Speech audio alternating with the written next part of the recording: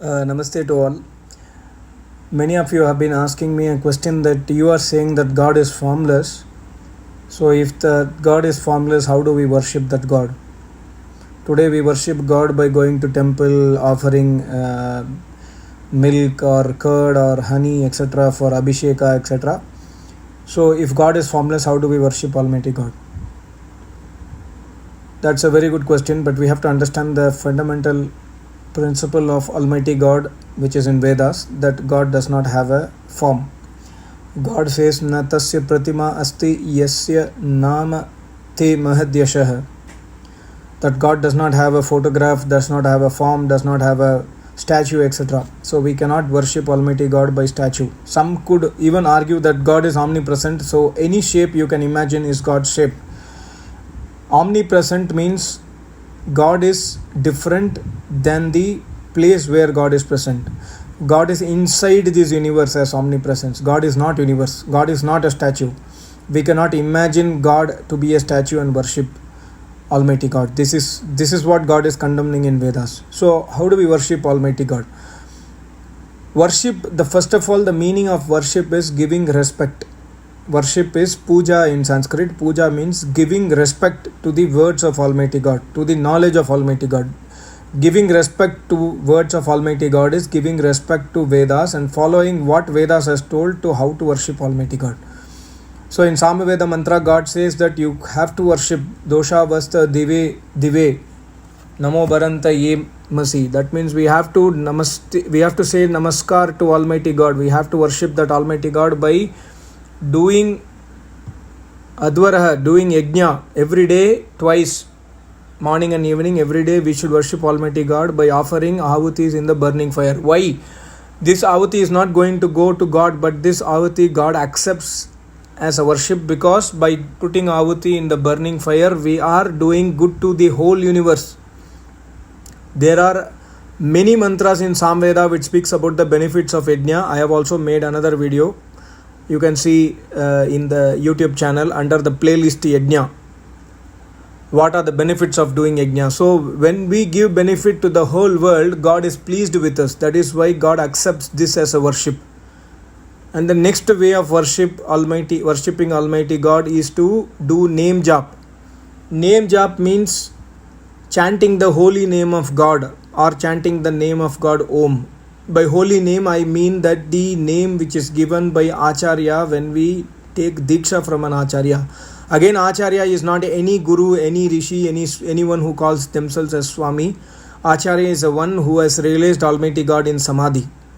And he is or she is the person who can give the name of Almighty God from Vedas. And that is called as Diksha mantra, which we have to do chanting inside our mind every day.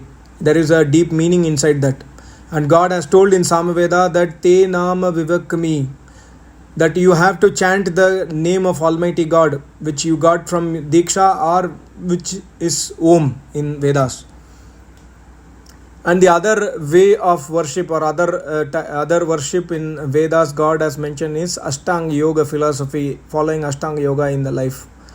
What is Ashtanga Yoga? You know, Ashta means eight steps to realize Almighty God is Ashtanga Yoga, and out of these 8 steps, Yam, Niyam, Asan, Pranayam. These are the 4 things which we have to follow in daily life. Yam and Niyam, there are 5 divisions inside Yam and Niyam. I have already made another video. You can go and see the video under Ashtanga Yoga. Then doing Asana and Pranayam. Asana and Pranayam we should learn from an Acharya who has attained Samadhi. So this is the worship of that formless Almighty God. Statue worship is not the worship, because by worshipping statue we are actually disrespecting Almighty God. We are not giving respect to the God.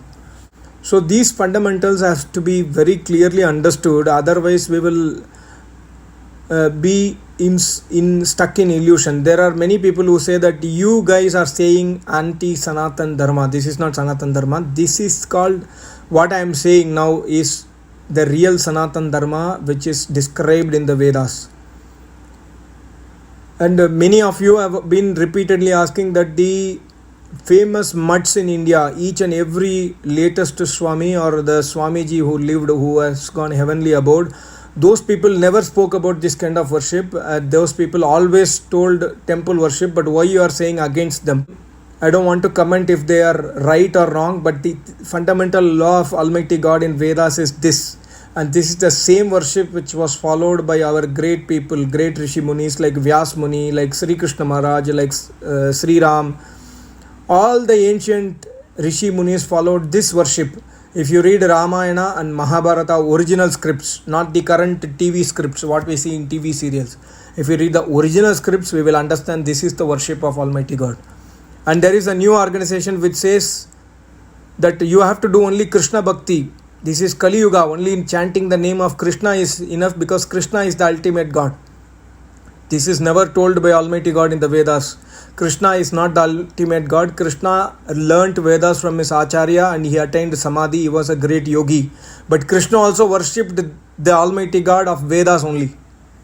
So this is Kali Yuga. You don't need to follow the previous scriptures is absolutely false because this is not the only Kali Yuga.